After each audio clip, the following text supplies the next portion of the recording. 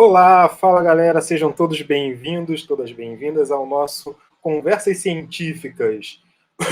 Espero que vocês venham gostar da nossa conversa científica de hoje, que vai ser extremamente interessante.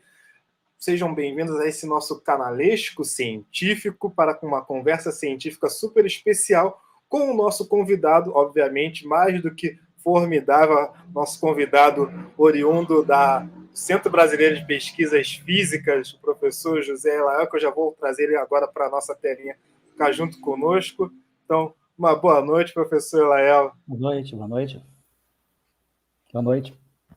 Então, pessoal, para começar, gostaria já de dar as boas-vindas ao pessoal que estava esperando a gente antes até mesmo da gente começar. Então está aqui a Tereza Elael. Uma boa noite para a Tereza Elael. Minha irmã. Aguardando essa grande live. Tem o Fernando Malcher falando aqui. Também, boa noite. Grande amigo, super amigo do coração, brother mesmo. João Pedro aqui, ó, boa noite. Boa noite. Elaine, boa noite. Boa noite. Daniele Martins, boa noite. Nicolas, boa noite, seja bem-vindo.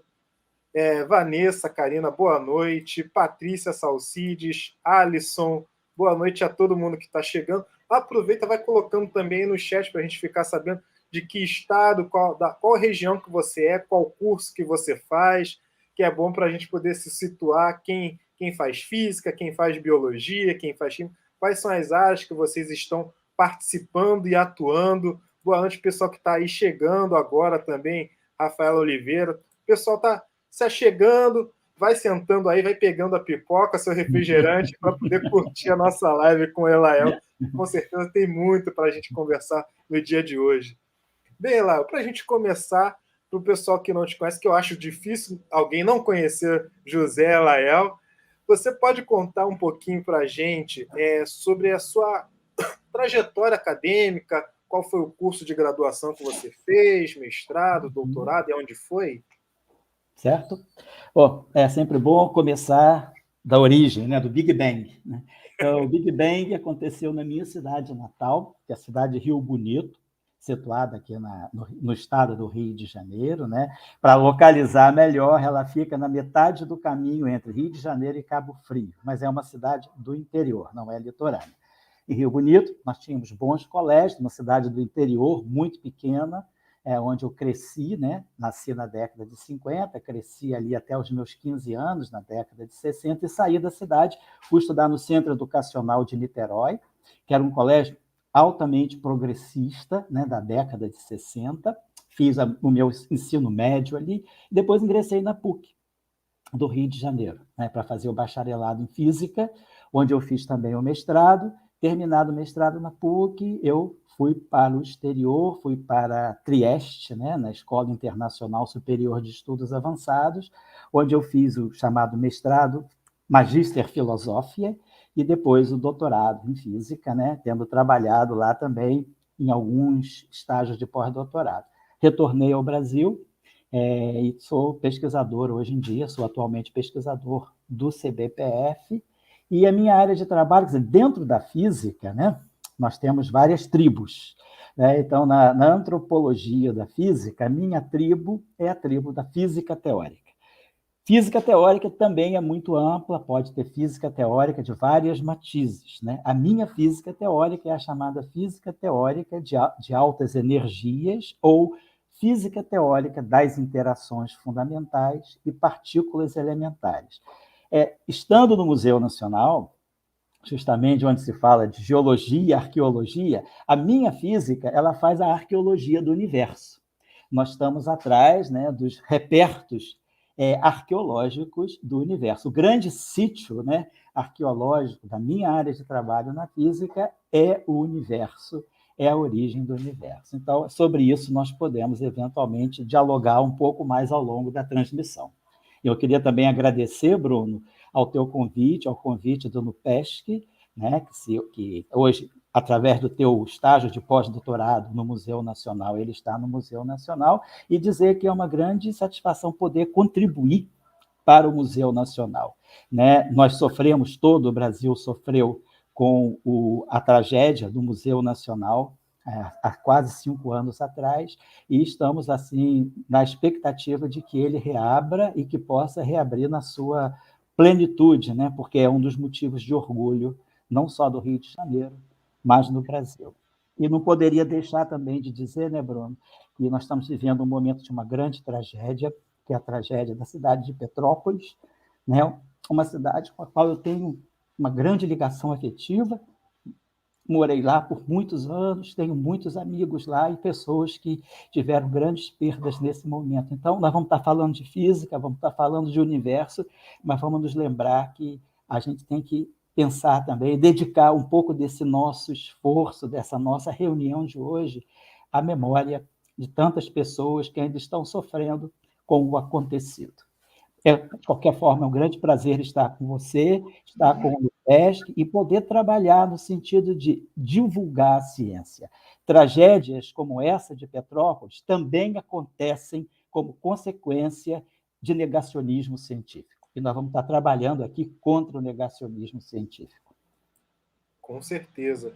E a gente vai discutir um pouquinho disso aqui também, não só apenas física de partícula, educação científica, vamos falar bastante sobre essas questões e como a ciência e a sociedade precisam estar passando a andar mais juntas, né? Exatamente, é isso aí. Essa é a nossa missão.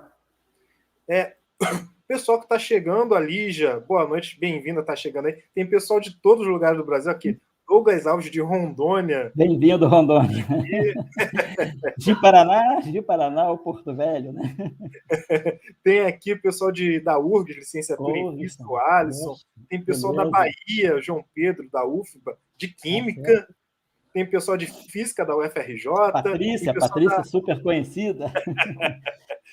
Tem Nicolas, ele faz biologia na Unirio, né? Unirio, isso. Tem em Salvador, Bahia, Ciências, UFBA.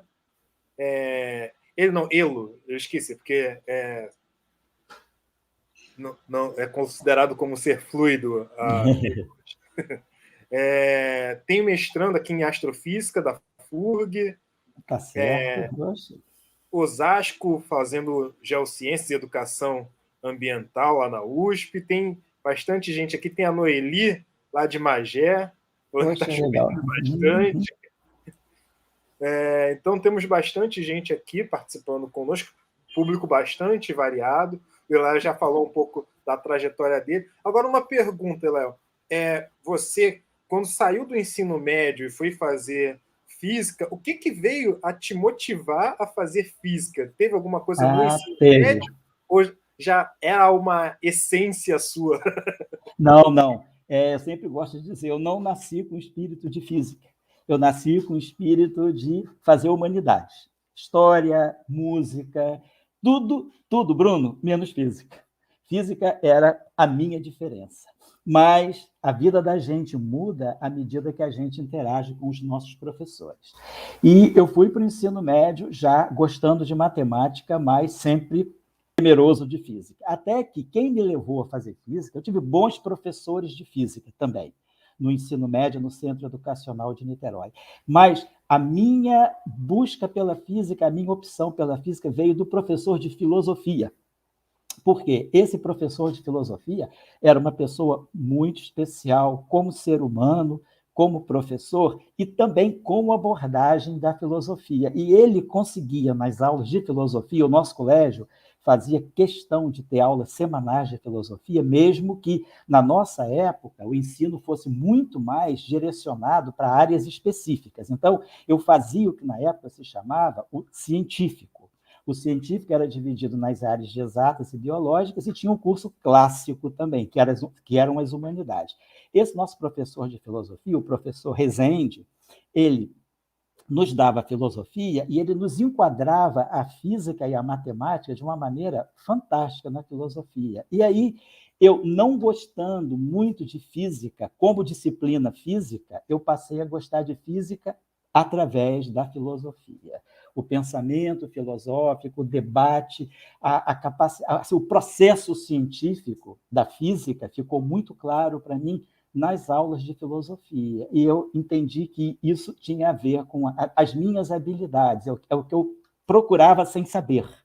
Né? Então, eu fui fazer física pensando mais na ideia de que tinha um processo muito rico dentro da física e que a física ia muito além daquilo que a gente estudava no ensino médio. Por exemplo, na minha época, no ensino médio, apesar da minha escola ser uma escola muito progressista e não nos preparar para o que se chamava na época o vestibular, que é o Enem de hoje, a gente não era preparado, adestrado para passar no vestibular. A gente era preparado para a vida. A nossa diretora, a professora Mirth de Luca Wenzel, ela sempre dizia: nós estamos preparando vocês para a vida, não para o vestibular. E então, nós tínhamos assim uma formação muito ampla e a filosofia era uma parte muito importante. E a física, ela era muito ligada assim aos livros de texto. Então a gente estudava o tradicional da física do ensino médio, mesmo que não fosse num ritmo de adestramento. Porém, o debate da física, o processo da ciência, a filosofia e a história da ciência, elas estavam na aula de filosofia. E isso que me fez ter um grande encanto pela física. Se não fosse, talvez, esse professor de filosofia, talvez eu não tivesse feito física. Então, é a importância do professor nas nossas vidas. E também eu devo dizer que eu sou de uma família do interior, mas, assim, meu pai era um comerciante, mas a minha mãe era uma pessoa, viva ainda, né? Tem 90 anos, muito lida. Então, na nossa casa, não faltava leitura. Boas revistas que chegavam do Rio de Janeiro. Na nossa época, as coisas vinham do Rio, né? Então, aquela expectativa das revistas semanais, das coleções. Na nossa época, usava muitos vendedores de livros, né? De enciclopédias irem às cidades do interior. Então, a nossa casa sempre tinha muito livro, muito incentivo à leitura. E isso foi muito importante também para esse meu apreço pela filosofia. Havia uma boa biblioteca na cidade, localizada na Prefeitura Municipal de Rio Bonito, e essa biblioteca era fantástica, ela era sempre vazia, então aquele cheiro de livro mofado, eu adorava ir para lá de tarde, ficar cheirando livro, cheirando mesmo.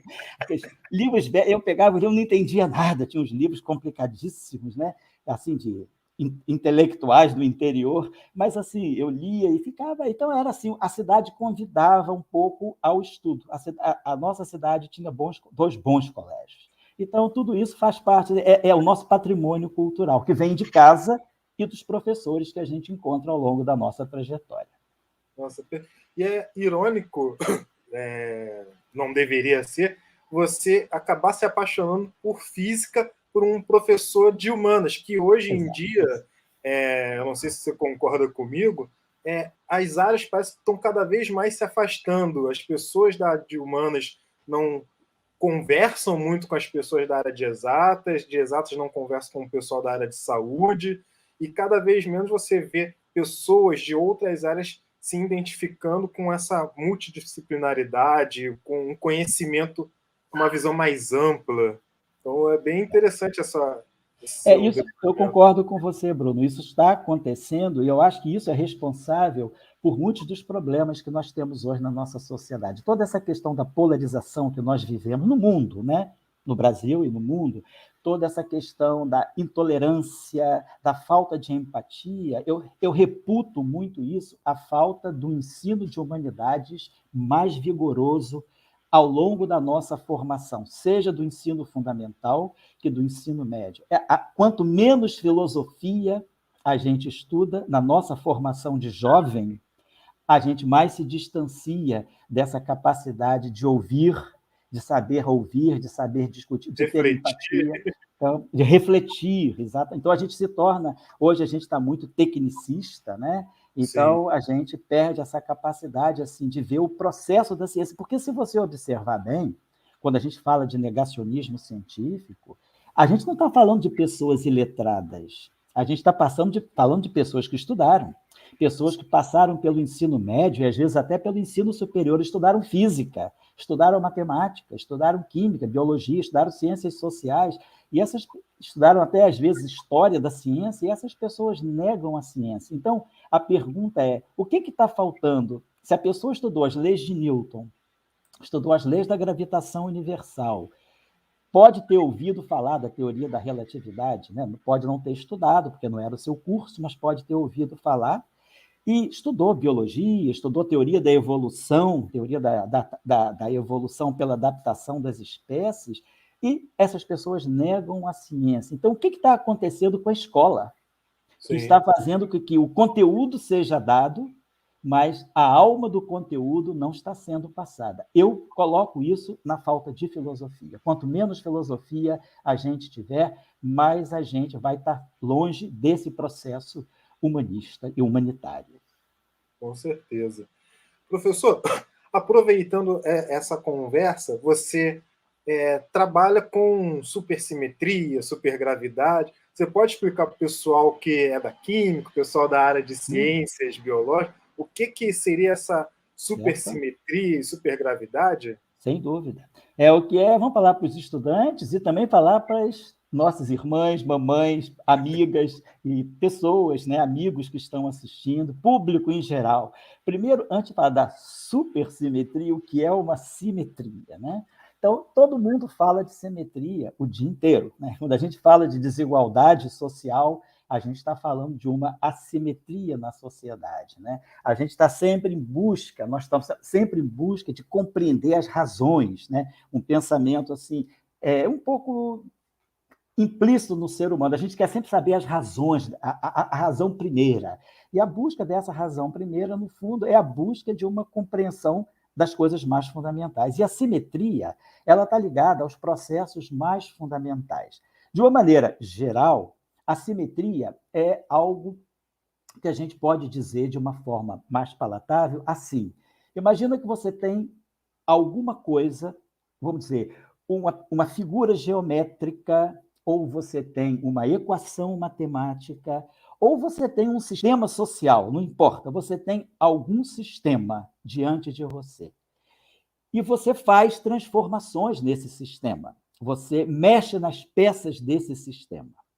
E alguma grandeza, alguma característica desse sistema não muda, apesar de você você realizar mudanças nesse sistema. Então, você mexe nas peças, e ao mexer nas peças, depois de mexer, de reformatar tudo, o sistema permanece sendo o mesmo, como se nada tivesse acontecido. Isso é o que a gente chama de uma transformação, que corresponde a uma simetria.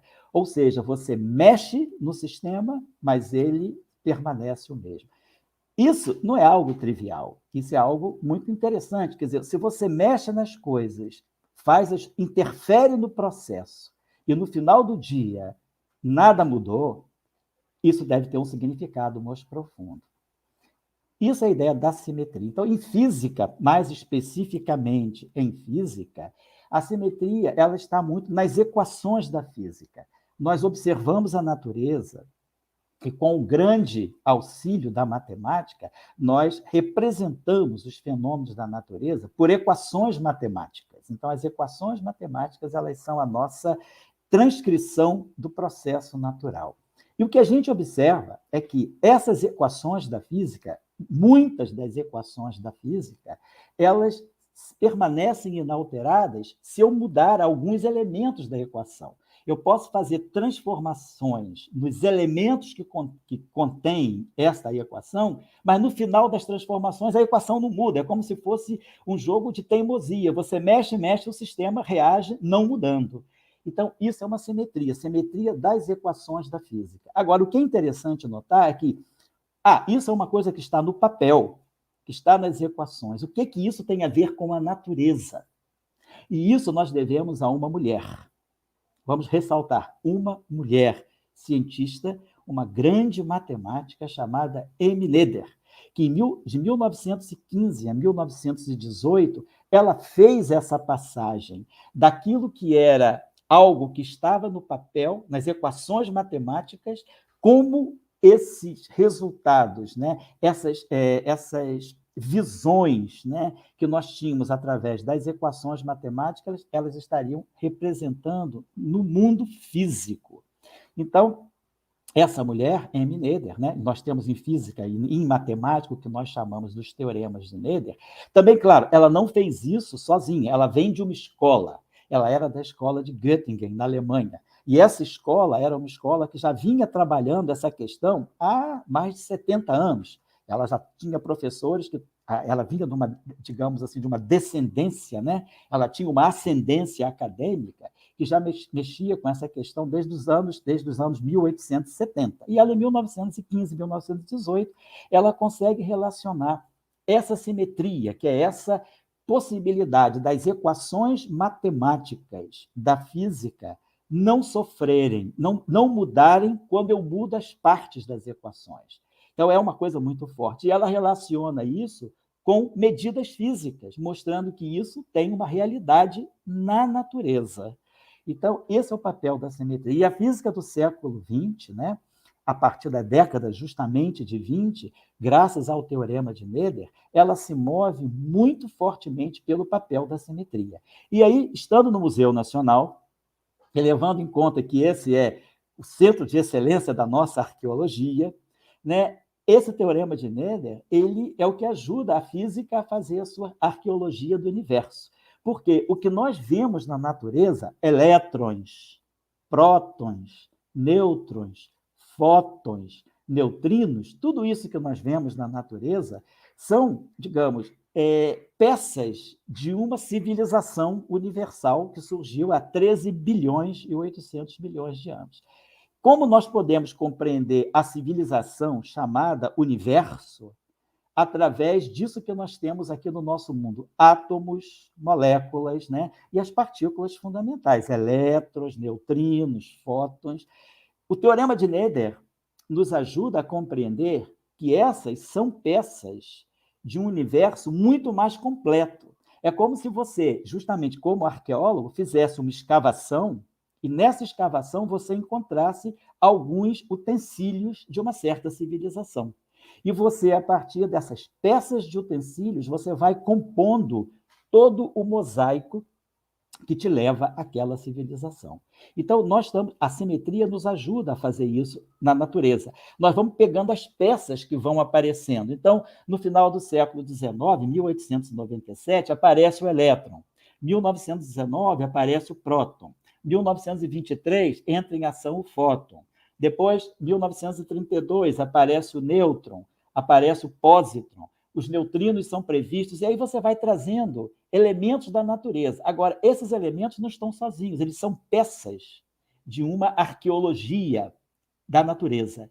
E quem nos faz compor essa natureza a partir desses achados arqueológicos é o conceito de simetria. Então, a física do século XX e a física do século XXI, ela está se movendo pela ideia da simetria. Agora, você falou de supersimetria, de supergravidade. Por que super? Super está dizendo, é mais do que a simetria. Sim, porque a supersimetria ela vai mais longe. Ela começa a perceber que nós temos que buscar uma simetria na própria estrutura do espaço e do tempo do universo.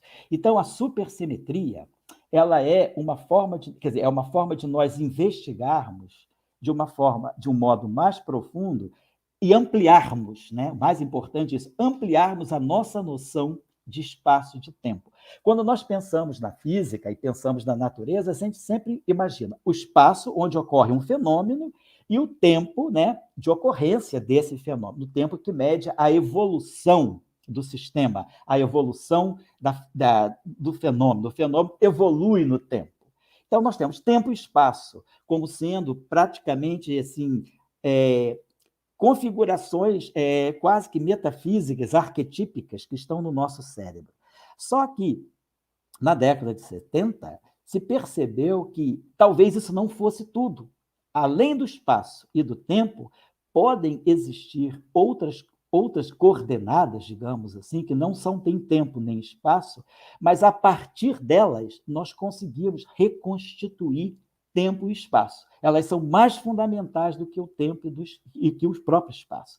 Isso é o que a supersimetria vai fazer. Ela nos traz uma outra visão de mundo. O que é importante, só para terminar esse aspecto que você levantou da supersimetria, é que a física, nós estamos sempre buscando representações dos fenômenos. O que nós fazemos é representar os fenômenos. Nós não explicamos nada.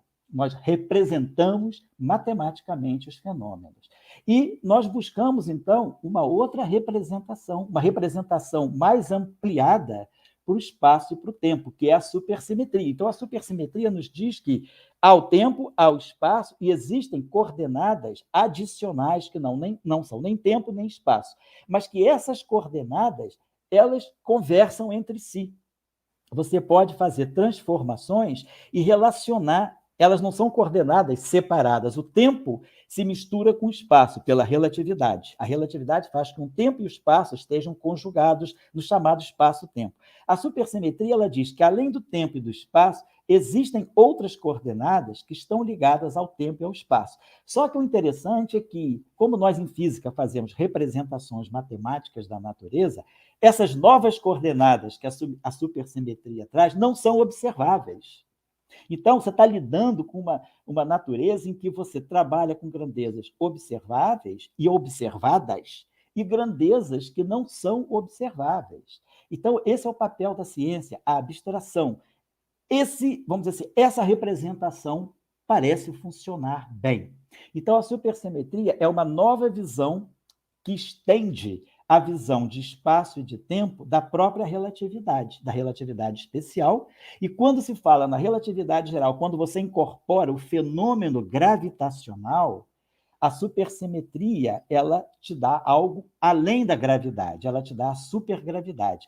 A supergravidade te diz que o campo gravitacional que nós observamos é parte de um fenômeno mais amplo da natureza, que nós ainda não observamos, mas que nós esperamos, aí eu estou dizendo a palavra, não medimos, mas esperamos que exista.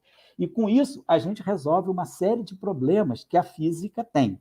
Então, a supersimetria é uma amplificação da chamada simetria entre espaço e tempo que a relatividade de Einstein nos traz. Então, ela tem consequências muito grandes, e uma das grandes consequências da supersimetria é que ela nos faz a previsão da existência de uma série de novas partículas, parceiras do elétron, parceiras do fóton, parceiras dos neutrinos, que nós ainda não observamos. E aí, só para finalizar, a gente diz, poxa, mas você está falando o tempo todo de algo que existe no papel, existe na representação matemática, mas que vocês ainda não observaram na natureza, na física. Mas existem outras manifestações da supersimetria que já vêm sendo observadas em outros sistemas físicos. Então, a supersimetria não é fake, ela é fato. Nós temos supersimetria, hoje nós observamos supersimetria em materiais da matéria condensada. Nós temos, então, o que a gente chama de uma supersimetria emergente, os materiais novos, materiais assim, muito novos, revolucionando a ciência de materiais, eles começam a apresentar aspectos dessa supersimetria. Nós temos essa supersimetria sendo realizada na física nuclear e também na física de lasers. Então, isso é a supersimetria. É uma nova visão de espaço e de tempo que vai além da relatividade restrita e além da relatividade geral de Einstein. Essa é assim, a maneira que eu estaria dizendo. E a física do século XX se moveu pela ideia de simetria, como a física do século XXI se move fortemente pela noção de simetria. É a simetria que nos fez fazer grandes previsões da física. Previsões feitas com 50 anos de antecipação, previsões feitas com 70 anos de antecipação e previsões feitas com 100 anos de antecipação. Então, é a importância do pensamento abstrato, do pensamento científico no processo de compreensão da natureza. Nossa, perfeito. É uma aula poética ouvir o professor Lael no sábado à noite, 8h30 da. Graças à bibliotequinha de Rio Bonito. Tudo começou naquela bibliotequinha. Lael, agora fugindo um pouco da área, vamos dizer assim, da ciência, mas não deixando de falar de ciência, porque trabalhar com pré-vestibular comunitário, você também está desenvolvendo ciência, só que de uma outra forma. As pessoas que não conhecem o trabalho do professor Lael, além de cientista e pesquisador do Centro Brasileiro de Pesquisas Físicas, também dedica seu tempo contribuindo com a sociedade, fazendo e dando aulas no pré-vestibular comunitário. Como é que você vê o papel do cientista, o seu papel nesse tipo de trabalho e qual é a importância para o desenvolvimento da sociedade? Ô Bruno, coloco da seguinte maneira: todos nós, você é um jovem cientista, né? E os jovens cientistas do Brasil, os cientistas mais experientes, os professores universitários, todos nós, isso é intrínseco, nós temos uma ânsia de compartilhar o nosso conhecimento, de uma forma ou de outra, não necessariamente trabalhando em movimentos populares de educação. Na própria universidade, você está compartilhando o teu conhecimento. Quando você orienta uma tese de mestrado, uma dissertação de mestrado, uma tese de doutorado, ou você coordena um projeto de pós-doutorado, você está compartilhando ciência. O que eu vejo é que, falando da assimetria, né, de oportunidades que existe no Brasil, uma coisa que sempre me tocou é a seguinte: as pessoas nascem com vocação para o estudo. Todo mundo quer conhecer. Quem não quer conhecer o cosmos, né? Quem não quer conhecer a natureza da matéria? Quem não quer conhecer o processo da vida? Quem não quer conhecer o próprio processo da história, né? Da formação da sociedade? Todos nós buscamos conhecimento. Mas, às vezes, as oportunidades que a vida nos dá, a vida dá para uns e não dá para outros por algumas razões, né? E eu acho que nós que estamos com esse processo, assim, nós tivemos a oportunidade de estudar, conseguimos vencer barreiras e nos qualificar, a gente quer compartilhar e a gente precisa. Claro, isso seria o Estado a fazer? Sim, seria o Estado a fazer, mas o Estado não está fazendo. A assimetria, né? A desigualdade social é muito grande por causa da falta de educação de base. Então, se eu for esperar ministros, governos que entram, que saem, que mudam as suas políticas, a gente vai sempre estar terceirizando, né, essa missão que nós podemos fazer. E a gente sabe, você está fazendo isso no Museu Nacional, abrindo ciência para a comunidade. Colegas, várias instituições estão fazendo isso. Então, isso é uma coisa que estava sempre intrínseca em mim. Vamos tentar, o que eu posso fazer? Como que a gente pensa assim, físico teórico, dentro da física, já é uma das categorias mais inúteis. Dentro da própria física, existe um preconceito, sim, não vamos negar, contra a física teórica, porque a gente é classificado como aqueles caras que fazem coisas que não existem, estão sempre trabalhando com muita matemática, porque eles fazem física ou matemática. Existe, vamos dizer assim, um certo preconceito, sim. Existe a brincadeira, a gente sabe quando a coisa é uma brincadeira, mas também existe um certo grau de preconceito que fica muito claro na hora de priorizar projetos científicos, né? E a nossa área é uma área que fica um pouco desqualificada nesse momento em que você tem que priorizar. Você acha que ciência é aquela ciência imediatamente aplicada. Física, se não é aplicada, não serve. O que não é verdade.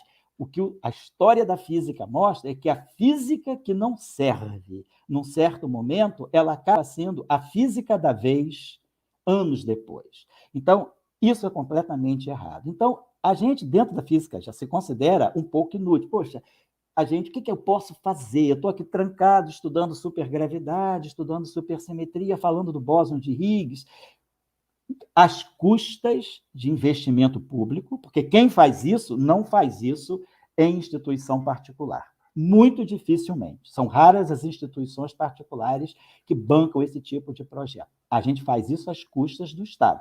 No CBPF, nas universidades federais, nas universidades estaduais, nos centros de pesquisa, no Museu Nacional. A gente precisa de um apoio do Estado, estatal, pode ser também estadual, para fazer ciência dessa forma mais abstrata. Então, eu tenho que pensar, o que eu posso fazer em troca?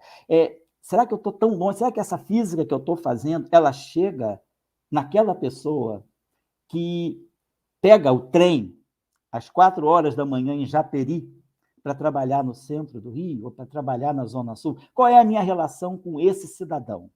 Eu falo coisas que eles não entendem, ele presta um serviço para mim, mas eu não consigo chegar a ele. Então, a gente tem que romper essas barreiras. Eu não chego a ele, talvez a ele, mas eu chego ao filho dele. Eu chego à filha dele. Ou eu chego a ele mesmo quando ele frequenta o nosso curso de pré-vestibular social.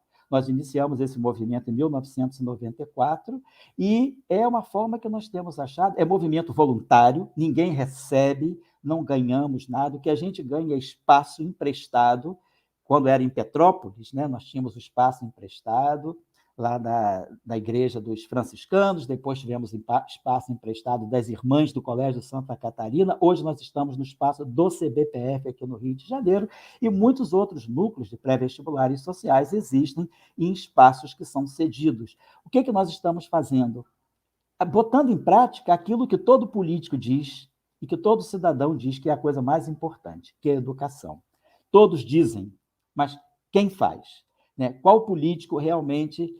Como a educação brasileira vem mudando através da política. Né? Nós temos bons projetos, sim, belos projetos, ou belas políticas públicas que às vezes são desmontadas, mas o cidadão pode fazer mais.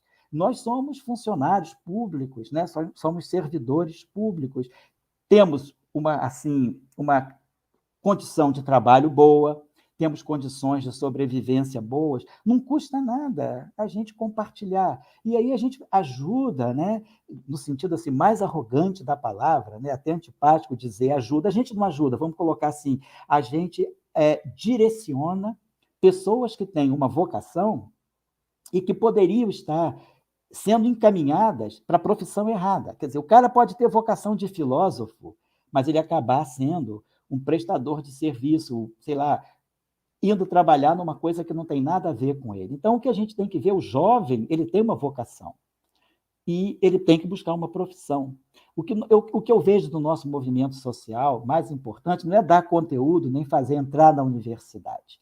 É fazer com o nosso jovem um trabalho em que ele consiga compreender qual é a vocação dele e como ele pode colocar a sua profissão em conexão com a sua vocação. Que aí a gente forma cidadãos completos, cidadãos realizados. Então, eu acho que é isso que a gente pode fazer. Nós temos condição de fazer, nós somos qualificados, nós estudamos, tivemos oportunidades, né, que de uma forma ou de outra, não só a família nos deu, mas a própria vida nos deu, universidades públicas excelentes, centros de pesquisa, né, apoios com bolsas de estudo, então está na hora de fazermos alguma coisa.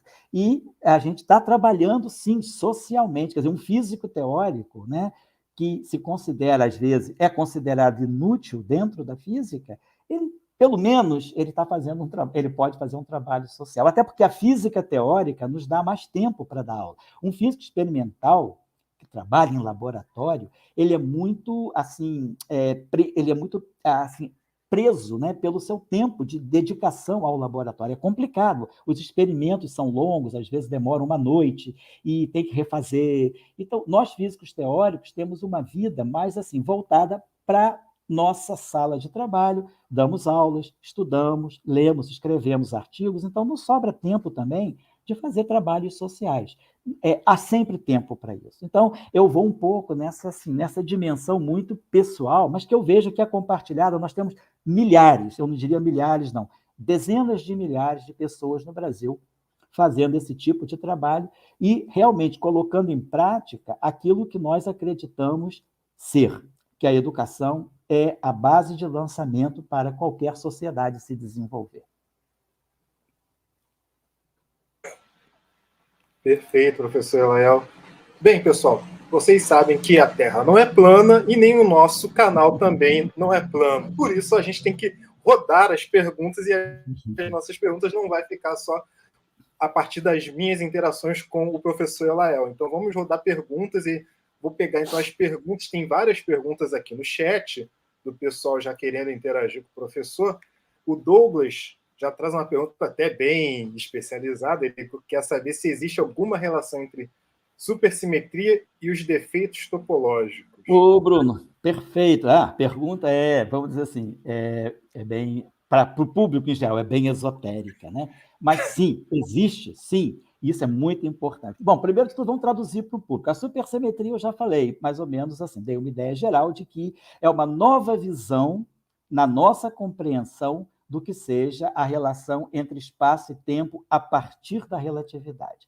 Então, nós temos uma visão mais completa que, além do tempo e além do espaço, existem outras coordenadas que são parceiras do tempo e do espaço, mas que não são nem tempo nem espaço, mas que, a partir delas, nós podemos reconstruir o tempo e o espaço. Isso é a supersimetria, ela é a base dos... colocando assim de uma maneira bem grosseira, né? Seria o seguinte: quem já ouviu falar em raiz quadrada? 2 é a raiz de 4, 3 é a raiz quadrada de 9, 5 é a raiz quadrada de 25. Supersimetria é a raiz quadrada do espaço e do tempo. Se a gente tirar a raiz quadrada do nosso espaço-tempo onde nós vivemos, nós vamos encontrar a supersimetria. Ou seja, se a gente elevar a supersimetria ao quadrado, o que a gente vai obter é o espaço e o tempo onde nós vivemos. Isso é a supersimetria. Agora, o que são defeitos topológicos? O nome parece defeito, né? Mas o defeito não é um defeito. O defeito é uma virtude nesse caso. E o que é topológico é alguma coisa que está ligada não só à geometria do espaço-tempo, é alguma coisa que está ligada vamos dizer assim, a aspectos mais fundamentais do espaço-tempo do que a própria geometria, do que o próprio ângulo, do que o próprio comprimento. Quer dizer, o que é topológico num espaço é aquilo que não precisa de uma medida de tempo e não, desculpa, de uma medida de espaço e nem precisa de uma medida de ângulo. É alguma coisa que é mais primitiva do que a própria geometria. A topologia, ela é anterior à geometria. Então, ela é algo mais primitivo que mede realmente assim, como ela toca na alma do espaço-tempo. E esses defeitos não são defeitos, mas são configurações, são sistemas que podem se formar e que têm características que não dependem da nossa noção de geometria, porque a física é muito baseada na geometria. Nós estamos sempre em física falando de medidas espaciais, distâncias, ângulos, e a topologia, ela prescinde dessas grandezas. Ela não fala de...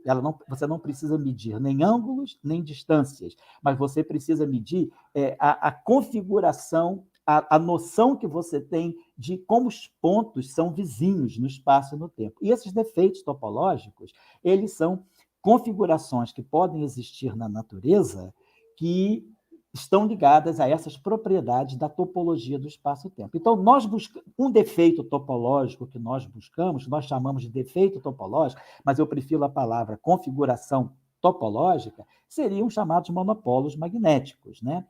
Na própria matéria condensada, nós temos os vórtices nos supercondutores. Então, defeitos topológicos não constituem uma abstração. Eles estão na natureza, estão num supercondutor, estão num isolante topológico. Os defeitos topológicos são fundamentais, estão na natureza, na astrofísica, nós temos vórtices magnéticos no espaço. Então, o defeito... Agora, existe uma relação com a supersimetria, só para responder. Mostrou-se entre final dos anos 70 e início dos anos 80, que o que nós chamamos de defeitos topológicos, eles têm uma consequência imediata, eles estão imediatamente ligados à supersimetria. Então, foi bom o Douglas ter levantado essa questão, porque se nós conhecemos defeitos topológicos no nosso mundo, e nós conhecemos e medimos e trabalhamos com eles, e temos tecnologia baseada neles, eles são eles são uma espécie de um avatar da supersimetria.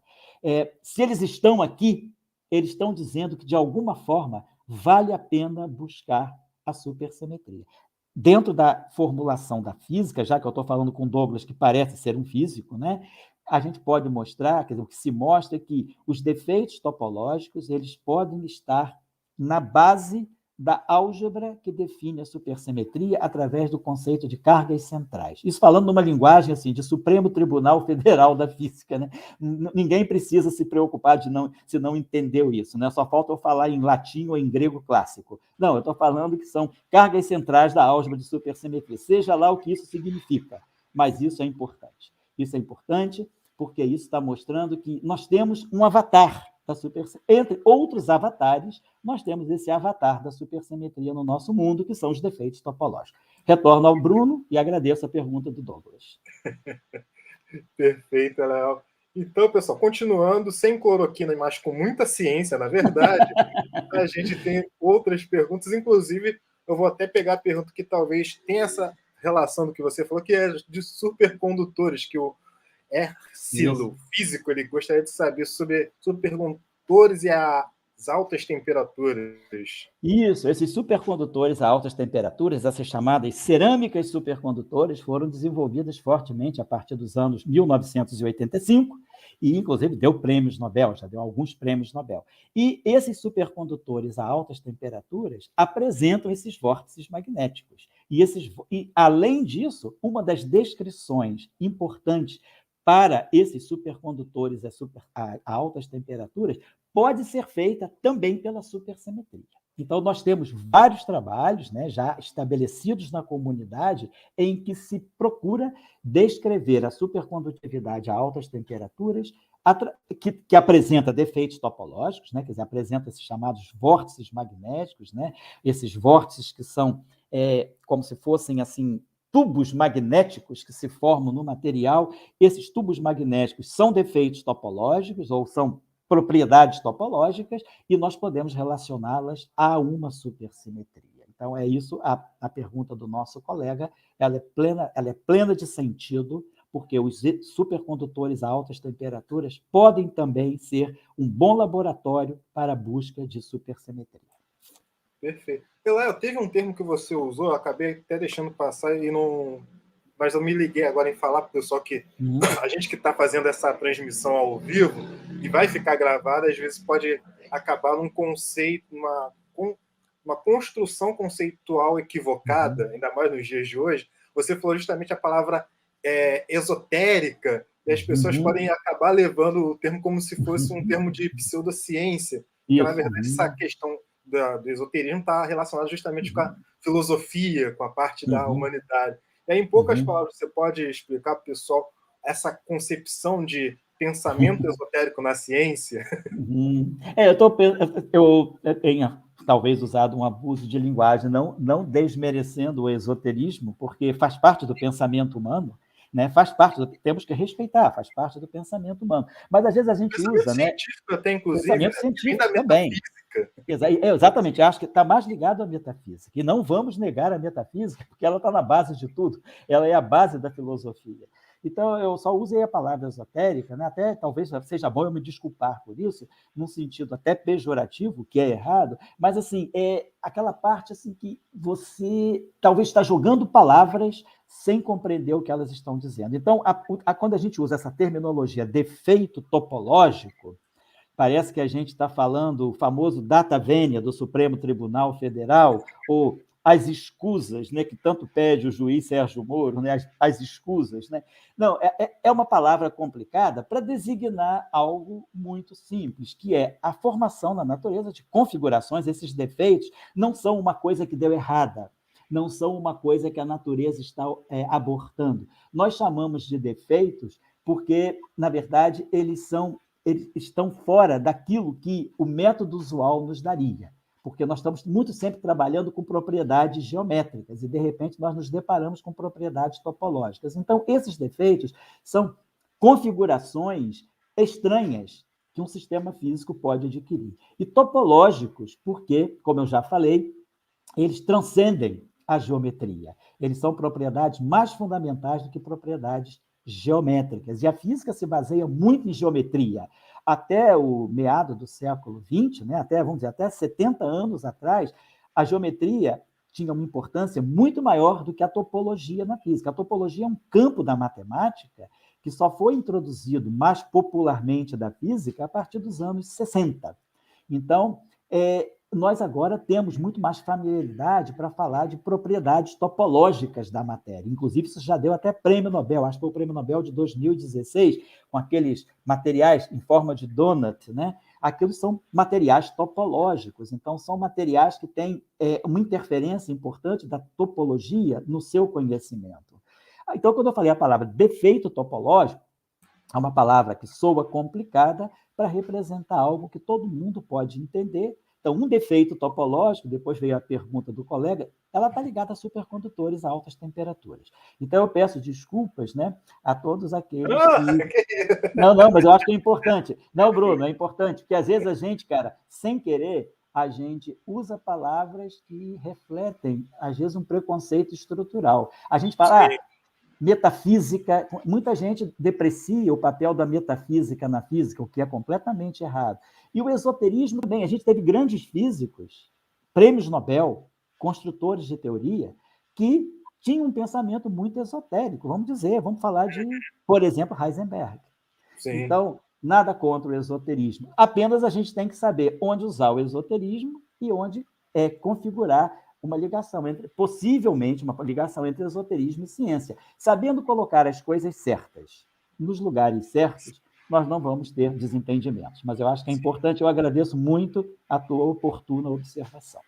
É que eu estou fazendo agora, estou terminando o segundo mestrado, estou fazendo mestrado em filosofia, justamente porque eu acho que é necessário uma complementação da falta da visão que a gente tem na chamada tecnociência. A gente se desenvolve muito como tecnociência e perde um pouco da essência, que é justamente a visão da metafísica, que a gente chama de esoterismo, que acaba se banalizando a palavra, o conceito não chega da maneira correta na sociedade. Exato. E é importante a gente pensar isso. A física nasceu da filosofia natural, mas a base da filosofia é a metafísica, né? Então, a metafísica são aquelas estruturas de pensamento, quer dizer, o próprio conceito de átomo, será que ele é um conceito filosófico ou é um conceito metafísico? Nós estamos sempre em busca, né, daquela razão primordial, daquele elemento mais fundamental. Nós estamos em busca do elementar, a partir do qual tudo se constitui.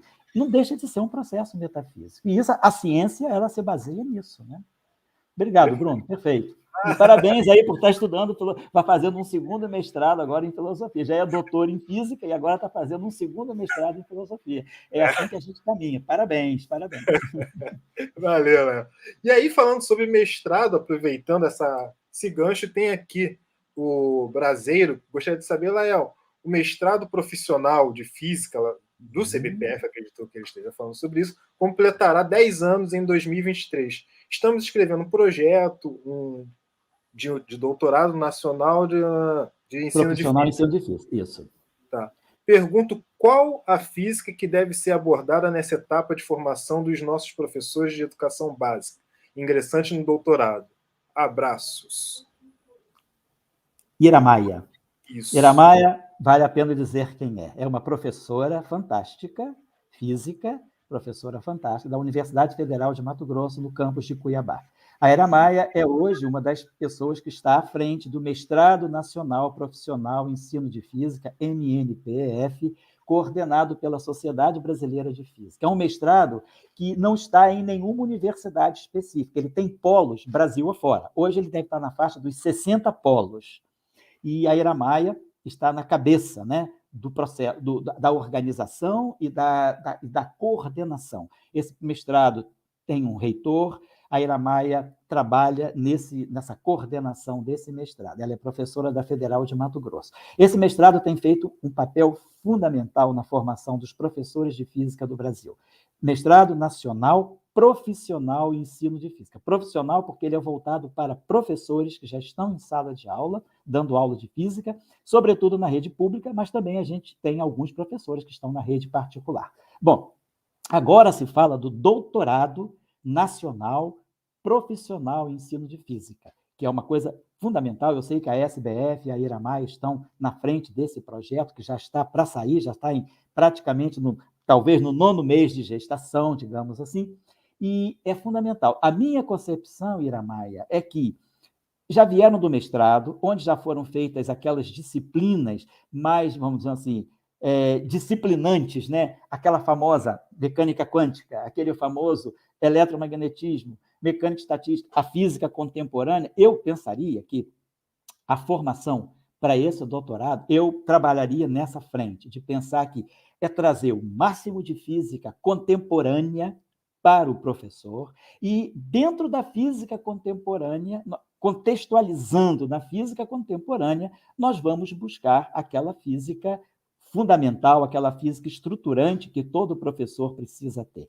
Então, eu acho que não é necessário o professor entrar no doutorado e ter que refazer, no fundo, disciplinas que ele já fez no mestrado, e simplesmente, talvez, de uma forma mais aprofundada.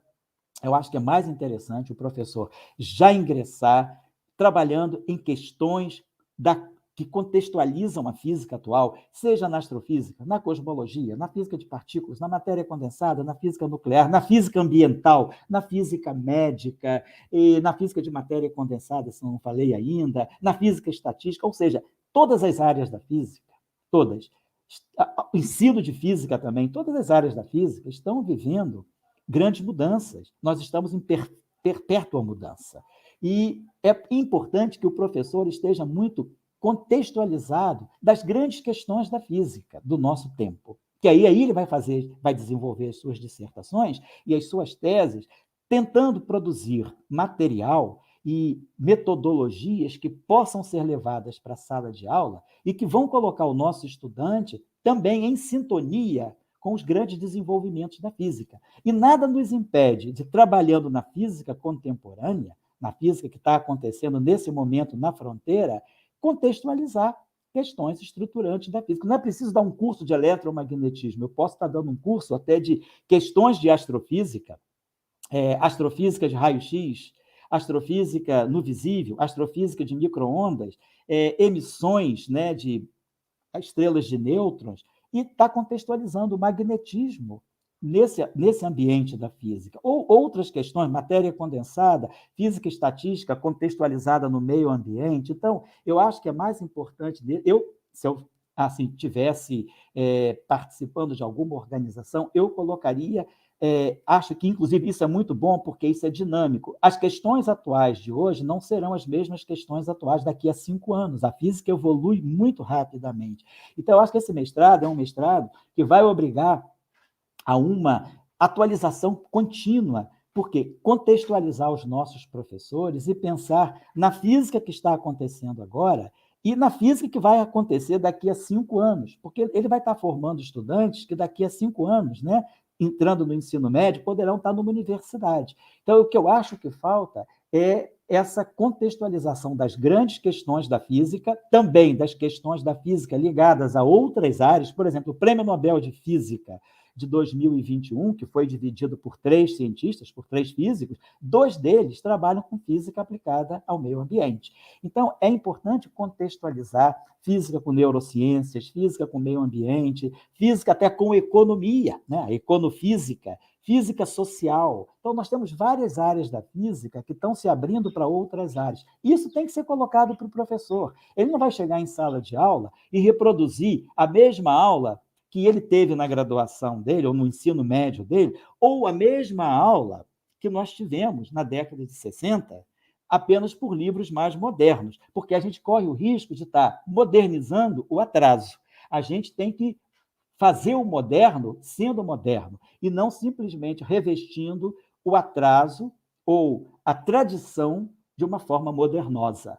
Então, eu acho, sim, física contemporânea como sendo o ambiente para o aprendizado de questões importantes da física.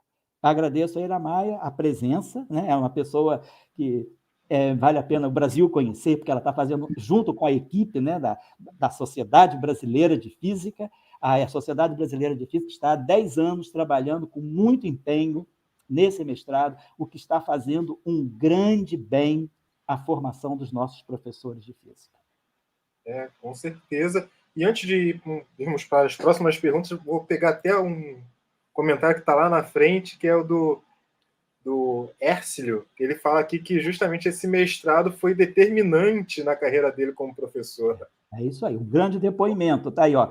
Não sou eu que estou falando, quem está falando é quem tem lugar de fala. É um egresso desse mestrado, é Hercílio Físico, Experimentos Didáticos. Então, esse colega Hercílio, que é físico, né, fez o mestrado nacional profissional em ensino de física no Instituto de Física da UFRJ e diz, foi determinante na minha carreira como professor. Eu acho que sim, que é isso mesmo. E agora ele vem a nos confirmar. Obrigado aí pelo cacife. Então, pessoal, temos ainda mais uns 15 minutinhos, 10 minutos para poder ter esse prestígio de estar com o Elael conversando nesse sábado à noite aqui com a gente. pegar as perguntinhas do pessoal. Só lembrando que esse bate-papo que a gente tem, essas nossas conversas científicas, acontece todo sábado, pontualmente às 8 horas da noite, aqui no nosso canalesco científico do Núcleo de Pesquisas Científicas.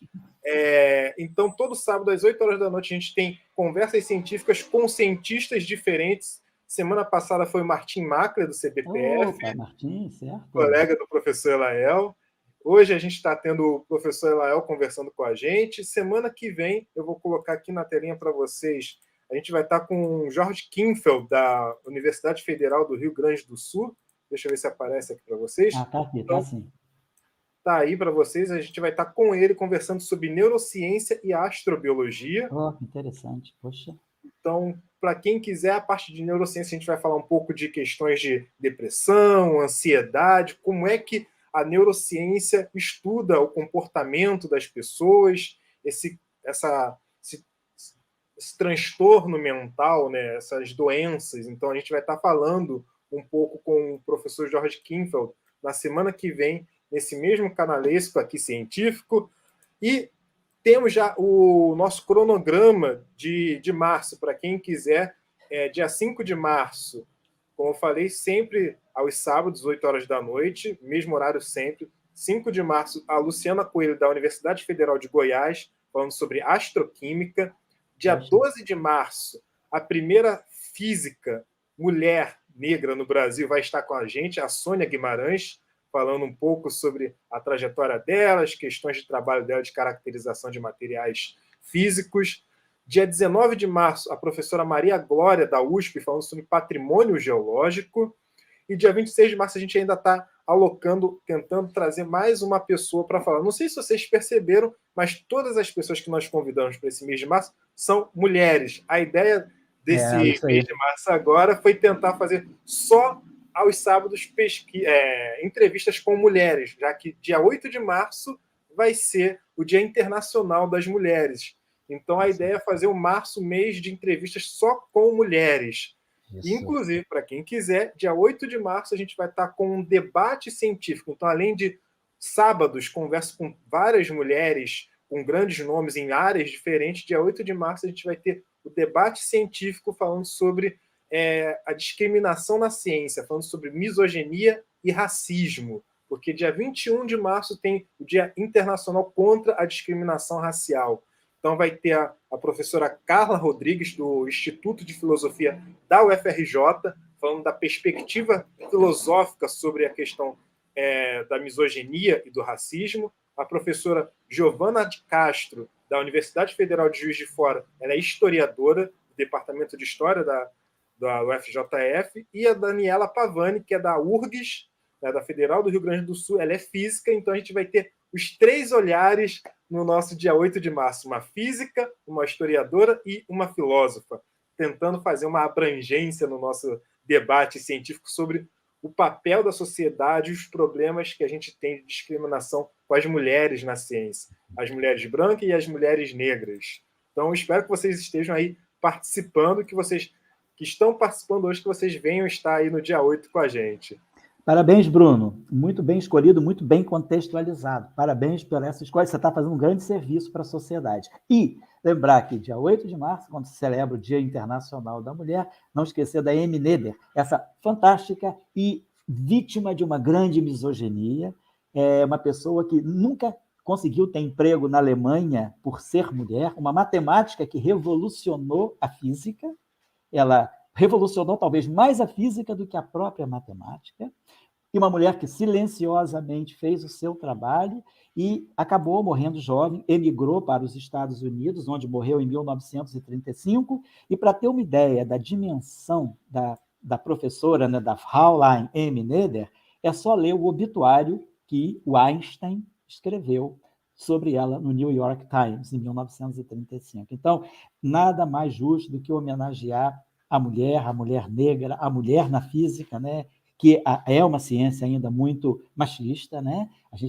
A comunidade é muito mais masculina, mas a própria SBF está fazendo um trabalho muito grande para tentar equilibrar o gênero dentro da física. Inclusive, tem a comissão de gênero dentro da SBF, da Sociedade Brasileira de Física. E lembrar a M. Noether, essa grande matemática, lembrar que nós estamos no mundo acadêmico, onde nós estamos falando de pessoas que eram altamente qualificadas, grandes cientistas que mudaram os rumos da física e da matemática do século XX, mas que não deixaram de praticar misoginia ao escantear a M. Noether em muitos momentos. Inclusive, ela nunca teve emprego na Alemanha.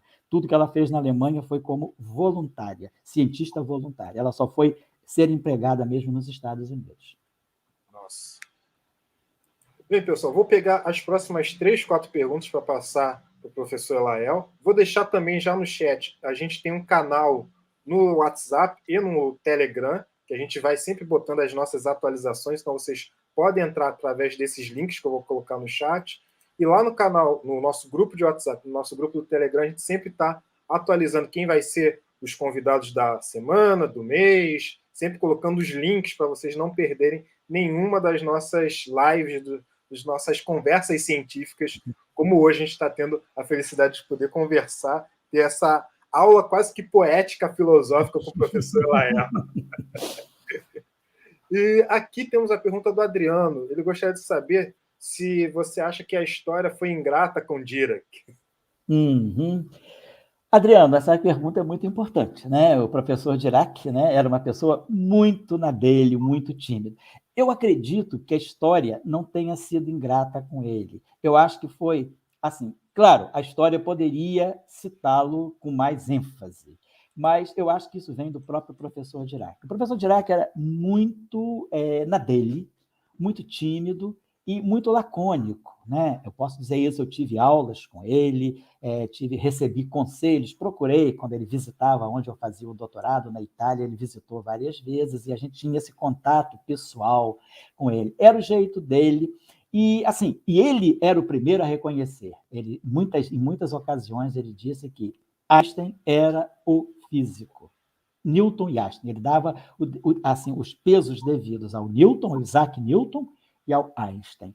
Agora, o Dirac tem um papel, na minha opinião, tão importante quanto Einstein na física do século XX. Só que aí tem toda uma questão também não, eu não diria que Einstein se autopromoveu, mas assim, houve uma questão que a mídia promoveu Einstein por várias razões que eu não vou discutir aqui. E o professor Dirac, ele era realmente assim, ele preferia ficar sempre no cantinho dele, esse era o jeito dele. Ele não se fazia presente. Né? A presença dele só era notada quando alguém perguntava alguma coisa a ele. Ele nunca era ativo para ser presente, ele era um presente passivo, ou seja, podemos até dizer, um presente ausente. Ele é um dos presentes ausentes da física, mas a física do século XX deve enormemente a Dirac, sobretudo com a bandeira da simetria sobre a qual nos falamos.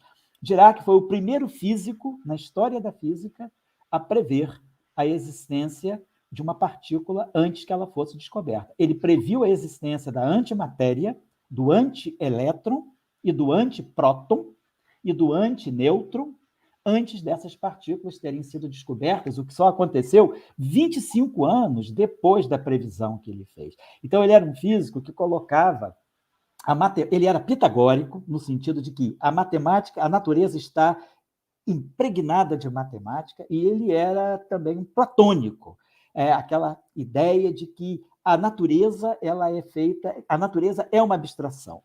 Então, o professor Dirac trabalhava muito dentro dessa visão. Ele foi um dos grandes impulsionadores do papel, da importância da matemática na física, retirando da matemática a propriedade de ser simplesmente um instrumento de literatura da física. A matemática não é uma transcrição de equações. Ele dizia, a matemática, ela substitui um telescópio, ela substitui um microscópio, ela substitui um detector, ela substitui um acelerador, porque ela é aquele instrumento de abstração que nos leva em regiões da natureza que eu ainda não consigo investigar, porque nós não temos aparato tecnológico para construir aparelhos que nos levem a essa região da natureza. Então, ele previu a antimatéria, previu o monopolo magnético, então, e ele fez tudo isso com base em abstração matemática e, sobretudo, com o conceito de simetria. Eu diria que foi assim,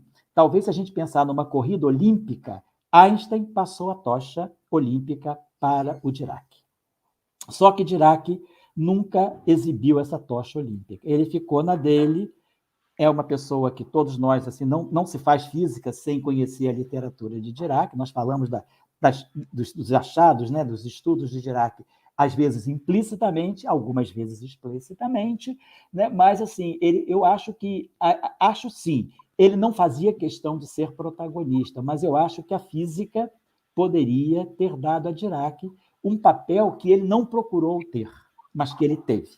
Então, sem dúvida, ele era o primeiro a reconhecer a grandeza de Einstein. Mas eu, assim, dentro dos meus estudos, agora eu estou dando uma opinião minha, eu vejo Dirac e Einstein em pé de igualdade. Cada um no seu tempo e cada um resolvendo questões fundamentais de seu tempo. Einstein foi fundamental para a nossa compreensão do espaço e tempo, e Dirac foi fundamental para a nossa compreensão da matéria do universo. E até o ano passado, foi 2020, né? Foi 2021, no início do ano passado, fevereiro do ano passado, faz um ano. Eu fiz uma palestra lá no Mestrado Nacional Profissional de Ensino de Física, da UFES, no Espírito Santo, que é colocando a supersimetria como sendo uma simetria entre Dirac e Einstein. Porque Einstein tratou dos bósons, Einstein previu a existência de condensados bosônicos com 70 anos de antecedência. Então, Einstein trabalhou os bósons, Dirac trabalhou os férmions. Tanto é que a equação de Dirac é a equação fermiônica fundamental. O que a supersimetria faz é relacionar bósons com férmions, ou seja, a supersimetria relaciona o legado de Einstein com o legado de Dirac. Então, a supersimetria coloca Einstein e Dirac no mesmo multiplete, em pé de igualdade. Mas a física, não. Mas eu diria que a gente pode pensar nos dois como sendo igualmente grandes, cada um no seu estilo. Retorno, Bruno. Perfeito.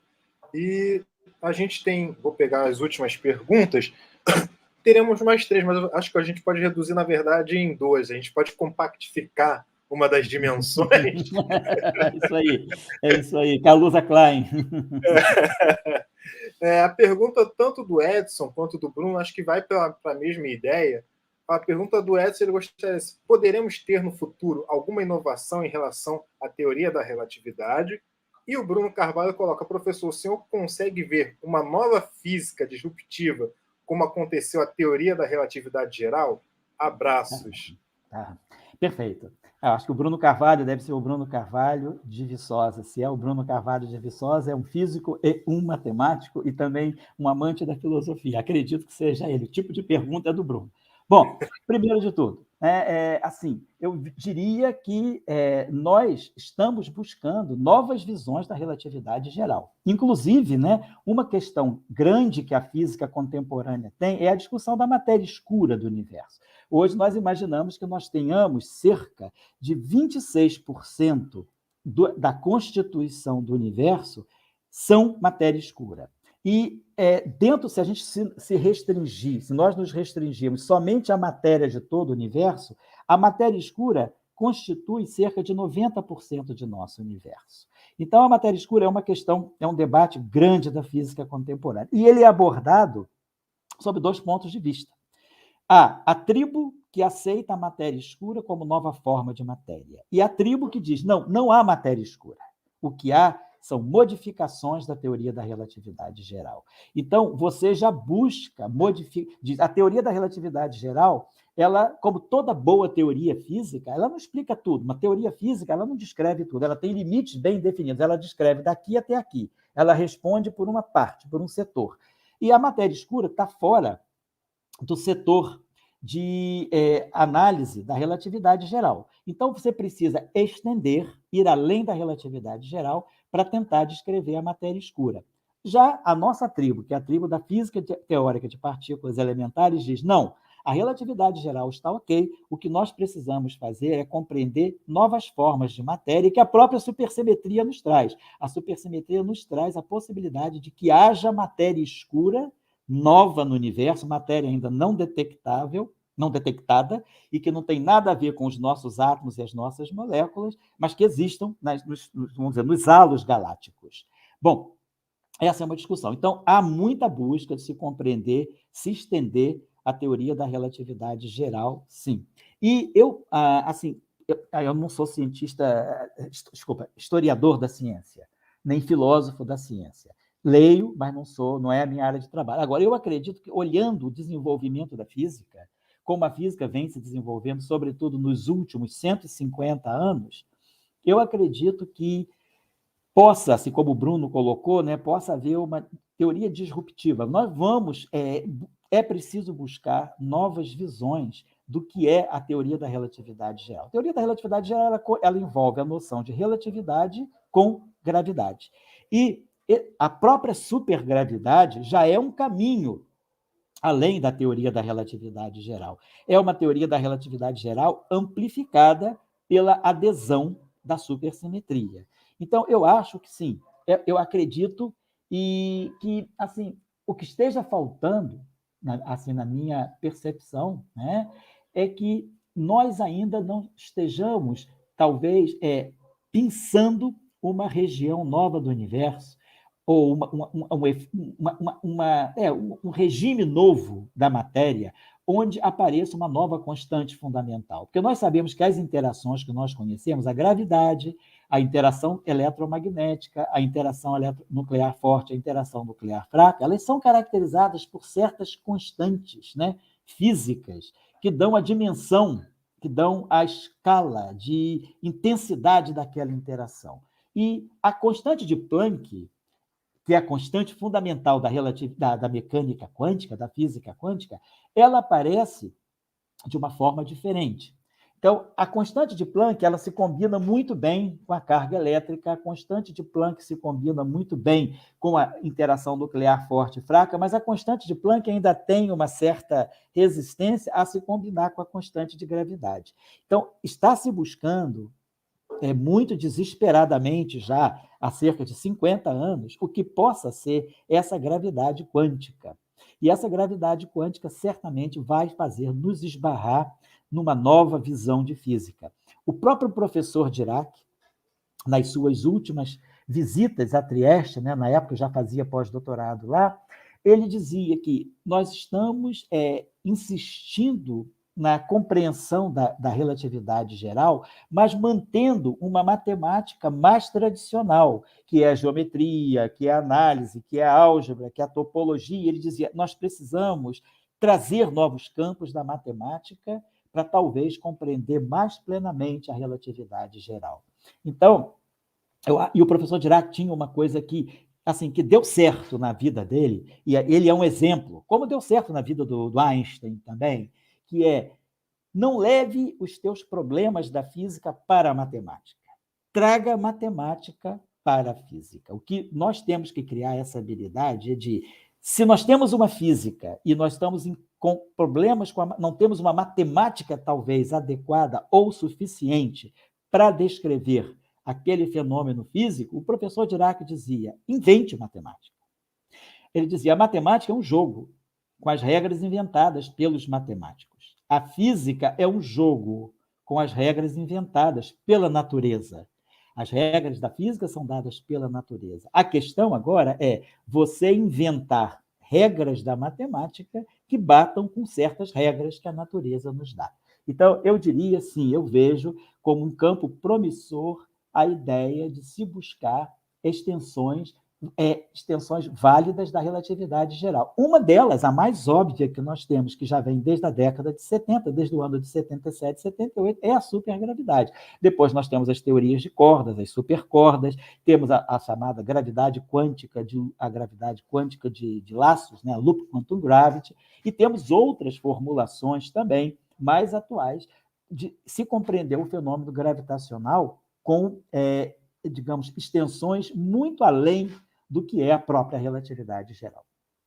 Retorno ao Bruno. Então, essa é a dinâmica da ciência, né? Não dá para lacrar, ninguém está lacrando. A gente está eternamente debatendo, ouvindo e procurando ser ouvido. Então, é assim que a ciência caminha, esse é o processo da ciência que talvez, não sendo claro para a sociedade, leva, por exemplo, ao negacionismo, né? Nega-se a ciência porque se acha que ciência tem que ser algo imediatamente aplicado.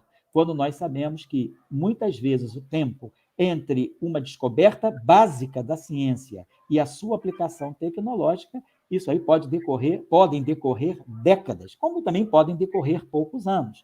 Mas a gente tem exemplos claros de que o laser, que foi a teoria do laser feita por Einstein em 1917, ela só foi colocada em prática em laboratório em 1960, 43 anos depois, com o primeiro laser de Rubi. Então, o tempo entre ciência e tecnologia, ele requer paciência e compreensão por parte da sociedade, por parte dos políticos, porque eles é que dão as verbas, e por parte da construção, da elaboração das próprias políticas científicas, que a gente tem que romper a barreira de que ciência importante é ciência que eu aplico imediatamente. Não é verdade. Ciência importante é a ciência que nos traz significado para o conhecimento e a aplicação pode vir décadas depois. Então, é isso que eu estou colocando aí, Bruno, dentro dessa questão que foi levantada pelos dois últimos colegas. Não, perfeito. E aí, antes de fazer a última pergunta, eu não sei se você concorda comigo, Alan, quando eu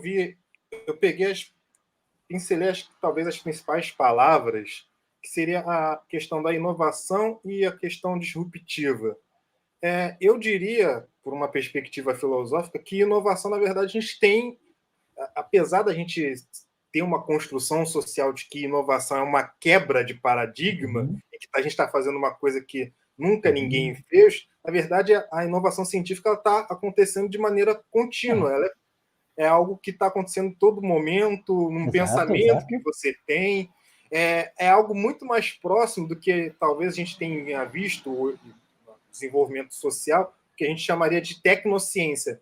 A tecnociência desenvolvendo a inovação com o fluxo contínuo. Já a questão disruptiva, eu estaria talvez mais vinculando, aí eu não sei se é algo que o Bruno tentou trazer, o que você também abordou, já uma visão mais de uma perspectiva kuhniana, uma perspectiva em que você vai ter, então, uma quebra, uma mudança abrupta, e aí você tem o que a gente chama de as revoluções científicas, as grandes revoluções históricas, Revolução Copernicana, Revolução Galileana, Revolução Newtoniana, talvez, eu não sei se ficou claro para o pessoal que está nos assistindo essa ideia de diferença entre inovação e disrupção, né? Eu diria o seguinte, perfeito, eu concordo contigo. Eu acho que a inovação, eu vejo a cadeia da seguinte maneira. Nós temos a quebra do paradigma, temos a revolução. Então, por exemplo, é a passagem da física clássica para a mecânica quântica. É a passagem do sistema geocêntrico para o sistema heliocêntrico. É a passagem da geometria euclidiana para a geometria riemanniana. É a passagem do vácuo como sendo a ausência de tudo para um vácuo quântico que é pleno de tudo. Então, nós temos essas disrupções, essas quebras. E o conhecimento, até um certo ponto, ele é cumulativo. Mas tem um momento que ele é disruptivo. Por exemplo, Paul Feyerabend, que é um grande, eu considero um físico, é um grande físico, né? Era austríaco, ele morreu e ele nasceu em 1924, né? Junto com a mecânica quântica, ele nasce junto com a mecânica quântica.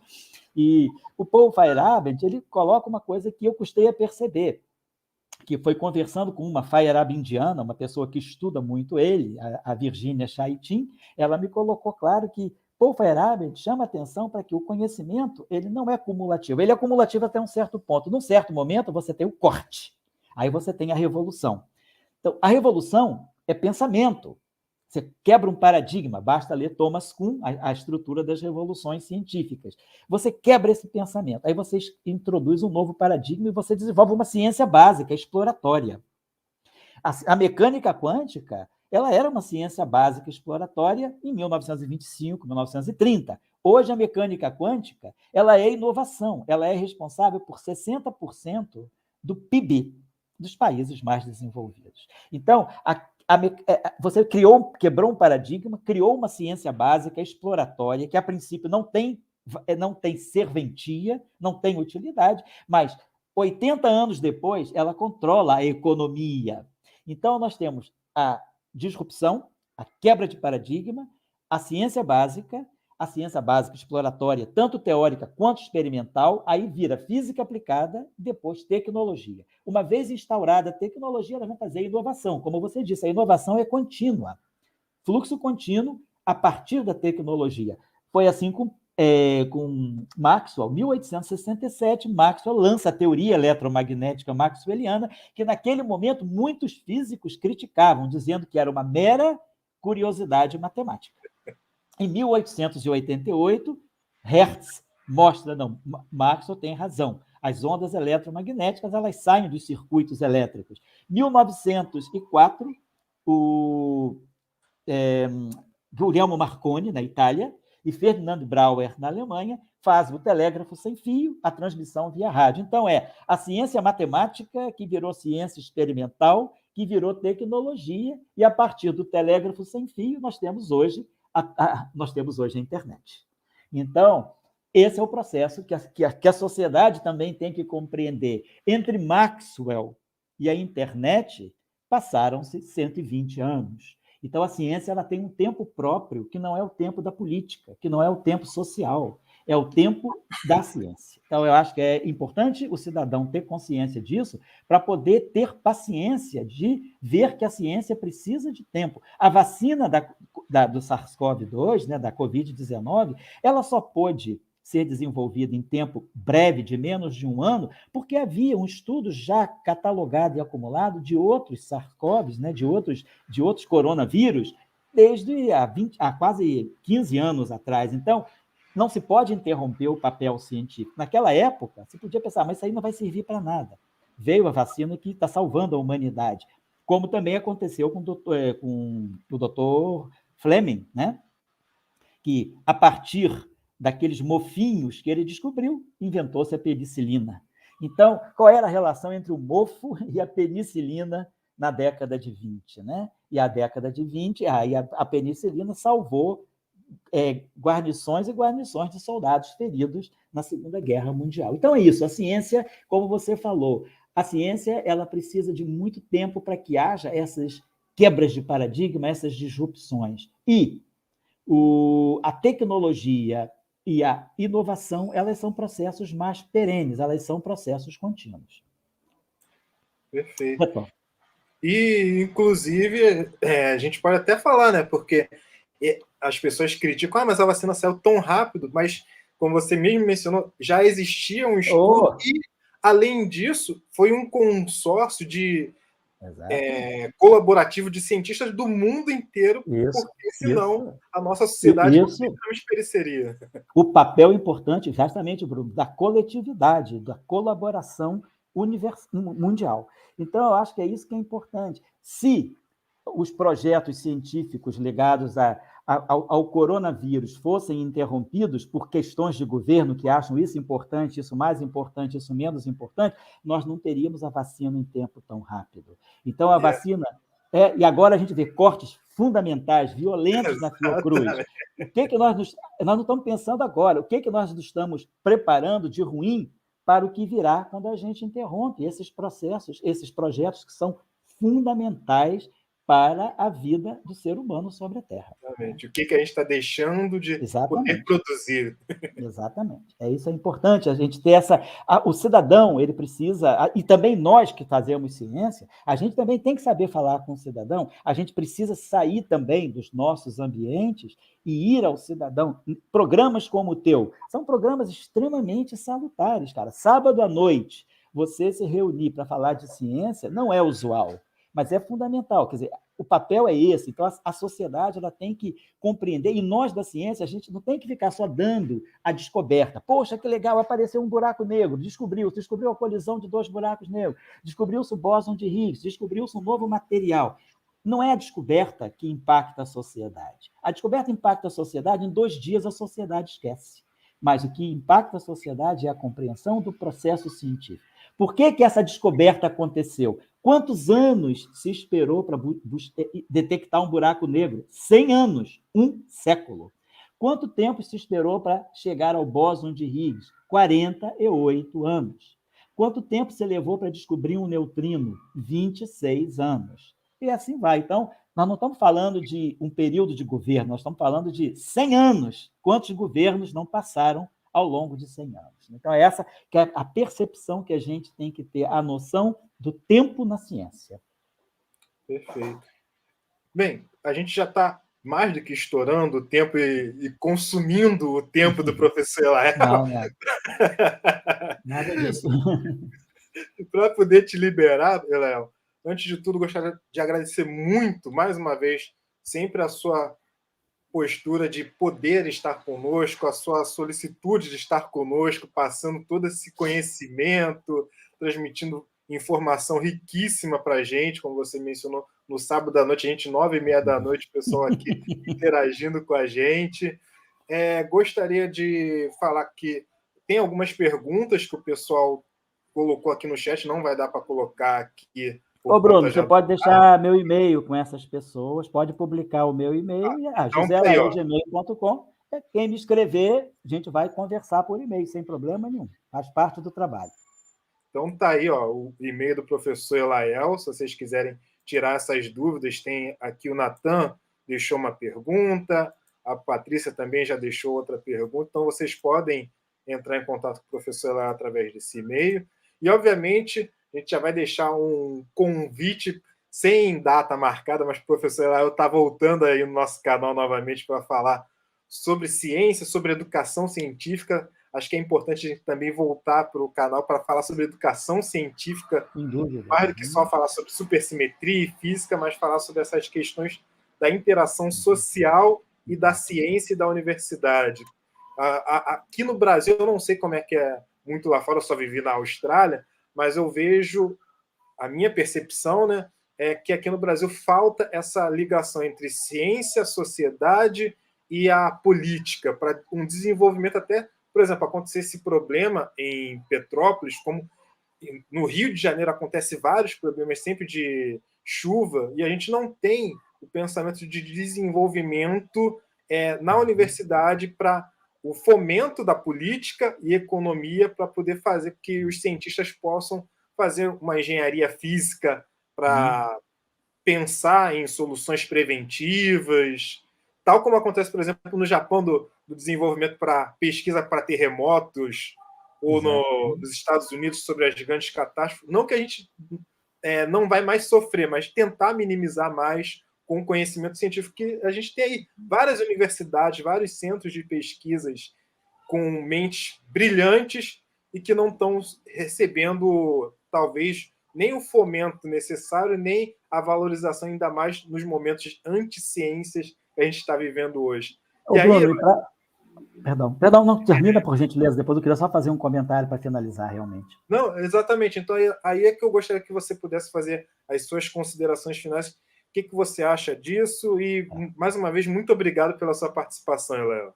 Eu que agradeço a você, a todos os colegas que estão aqui na transmissão, e dizer o seguinte, nós temos que pensar o seguinte, o físico faz física, o químico faz química, o biólogo biologia, o sociólogo sociologia, mas quem faz as políticas científicas e as políticas educacionais, sobretudo, são os humanistas.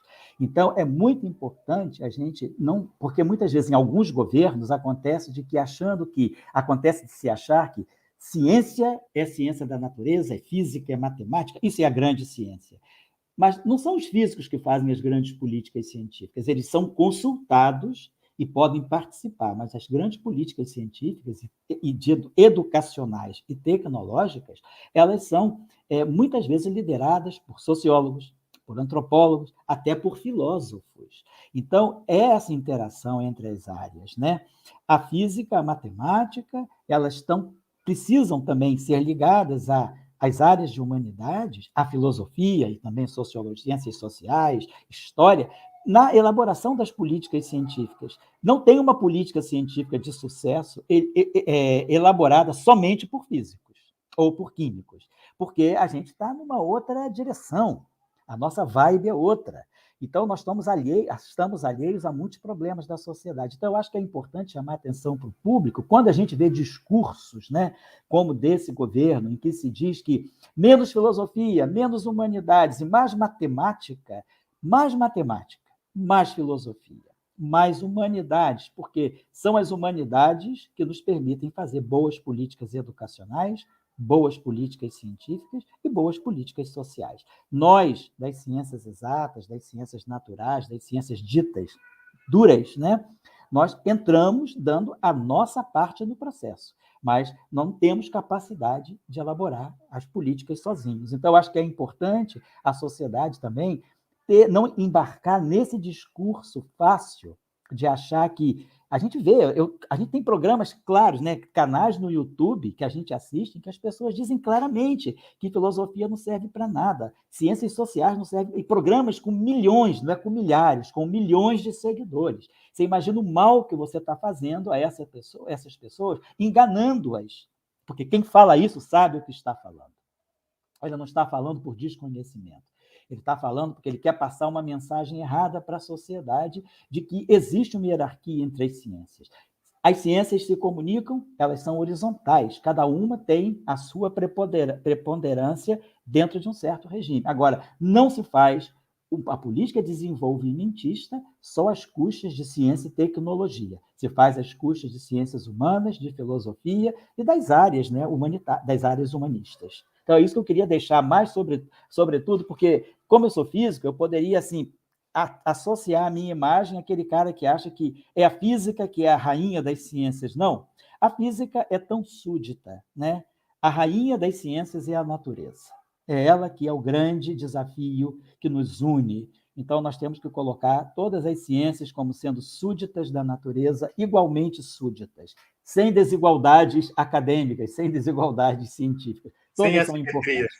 Sem assimetrias, bravo, bravo, sem assimetrias. É isso aí. Bruno, muito obrigado a você, muito obrigado a todos os colegas e brasileiros que estão presentes nessa transmissão de sábado à noite. Parabéns a você, parabéns ao Unupesc, porque vocês estão fazendo um grande bem à sociedade brasileira. Infelizmente, você deve ter alguns milhares de seguidores, quando os negacionistas têm milhões de seguidores. E esses negacionistas que têm milhões de seguidores, eles usam tecnologia de ponta e Sim. negam o processo científico. Então, eles já vivem, eles são uma contradição ambulante, porque eles usam as melhores tecnologias e negam a ciência básica que gerou essas tecnologias. Então, não dá para acreditar nesse povo que faz isso. Exatamente. Boa noite a você, sucesso no trabalho. Você ganhou mais um ouvinte que agora eu vou passar a frequentar o Unupesc nas noites de sábado. E, sobretudo, na noite do dia 8. A noite do dia 8 de março vai ser muito importante para nós. Muito obrigado por tudo e um abraço a todos que estão aqui conosco. Perfeito. Então, a gente vai estar encerrando, justamente aproveitando esse gancho do professor Elael, que falar mal da filosofia, falar mal das construções científicas é igual homeopatia. Pode parecer não fazer mal, mas no final você pode acabar tendo revertérios muito piores do que você imagina, ter efeitos colaterais que você nem imagina, que justamente os medicamentos e remédios, que não são cloroquina, por favor, são testados e atestados para que você possa realmente curar os malefícios que você possa estar passando. Então, evite cloroquina, evite homeopatia e busque mais ciência e canais científicos, tendo a oportunidade de conversar e ouvir um pouco de pessoas como o professor Elael. Então, pessoal, muito obrigado. Uma boa noite a todo mundo e a gente se vê sábado que vem. Se Deus quiser. Um abraço a todos.